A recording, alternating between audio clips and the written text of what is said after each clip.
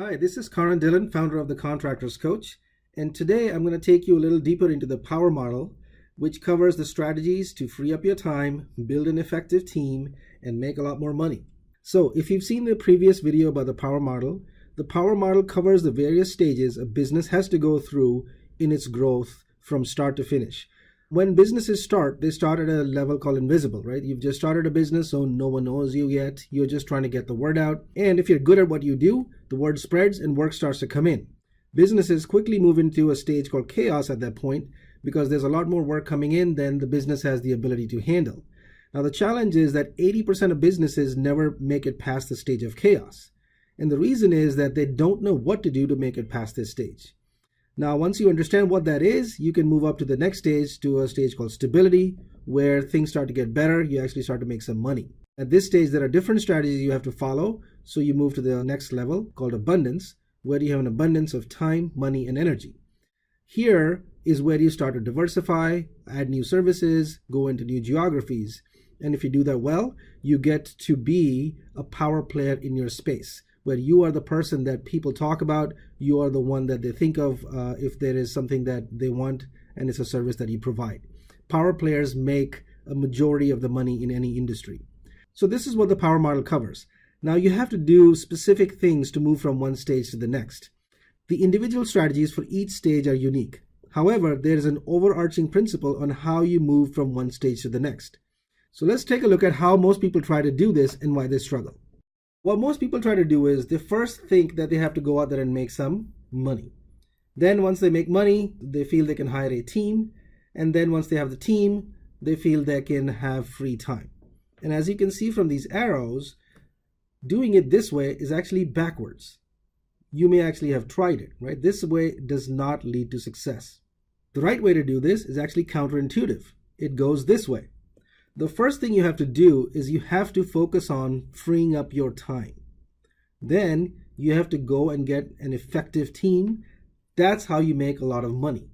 This is backwards of how most people think, and that's why people get stuck. It's like, I don't have enough time, or I really don't have the money to hire a team. But that is the process that has to be followed in this sequence for you to be successful. And the reason people don't follow this is they don't really understand how to do each of these things in the right order. And so that's what we're going to cover next, on how you go about doing this so that you start to become very successful in your business in a short period of time. So the power model assessment, the way it measures your business in these three areas, time, team, and money. And it shows you exactly what you need to do to be effective in each area. So let's take a look at each one of these. So the first area of time, the power model assessment covers three key areas to free up your time. It goes over what systems to create, what are the key systems that will free up time for you. And then how to create accountability amongst your team so that you overcome the fear of delegation. This is the number one reason why people cannot free up their time. They're not confident enough, or they're actually afraid to delegate tasks, especially important key strategic tasks, because they, number one, don't know how to do it, or they're afraid that if they do, the level of quality will drop or the level of service will drop and the customers won't be as happy as they were before. But there is a process on how you can do it and do it effectively so you can actually start to create free time. And these are the 7 areas that the power model assessment goes into in the time section. Next, it goes into the 7 key areas to build an effective team. The first thing you have to understand is who you should hire. What is the first person you should bring on? Who's the next? Who's the next? It is important to understand what the sequence is so that you're doing this the right way. And then also you need to understand how to hire good people. We sort of joke that many contractors, what they do is when they get a job, they go around looking for people and they hire the first person who doesn't smell of alcohol. Obviously not a good hiring strategy. So you have to understand what is a process by which you can bring on good people into your company. Now, just bringing people on and hiring them isn't enough. Once you hire somebody, you can't just stick them on a job site.